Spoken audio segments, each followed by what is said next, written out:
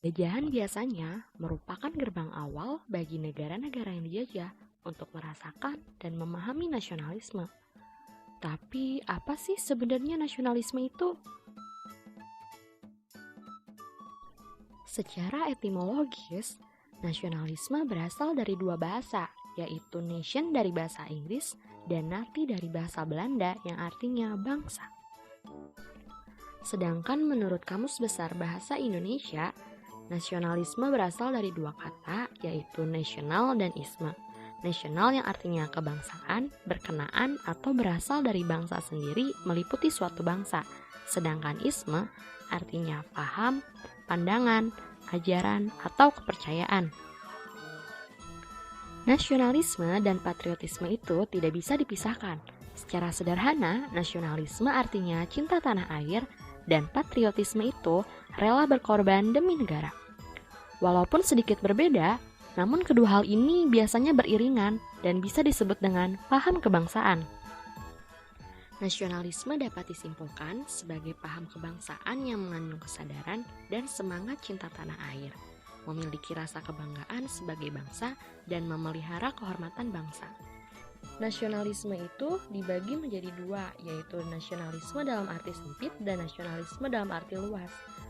Dalam arti sempit, nasionalisme artinya rasa cinta terhadap bangsanya yang sangat tinggi dan berlebih-lebihan, atau lebih dikenal dengan nama Chauvinisme.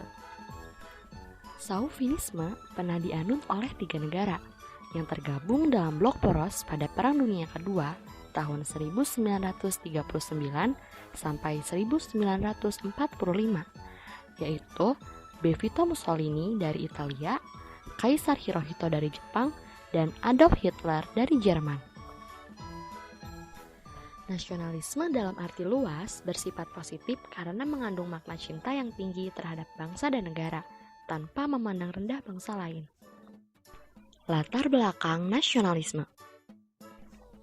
Revolusi Prancis dan Revolusi Industri yaitu peristiwa yang memicu munculnya nasionalisme. Karena saat kedua peristiwa itu terjadi, masih banyak negara yang dijajah oleh bangsa lain. Negara yang dijajah ini sadar akan persamaan nasib dan harga dirinya sebagai suatu bangsa. Selain itu juga latar belakang nasionalisme karena persamaan keturunan, bahasa, adat istiadat, tradisi, dan agama. Pencetus paham nasionalisme yaitu Ernest Renan, Otto Bauer, dan Hans Kohn. Prinsip nasionalisme ada 3, yaitu yang pertama, prinsip kebersamaan, yang kedua, prinsip persatuan dan kesatuan, yang ketiga, prinsip demokrasi.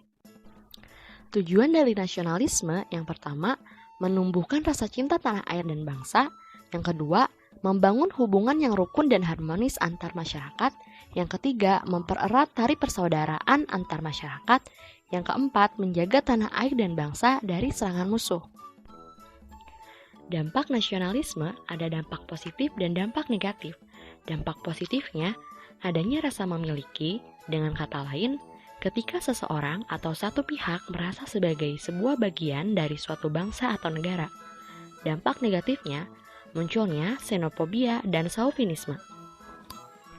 Sekian penjelasan dari paham nasionalisme, semoga bermanfaat. Terima kasih.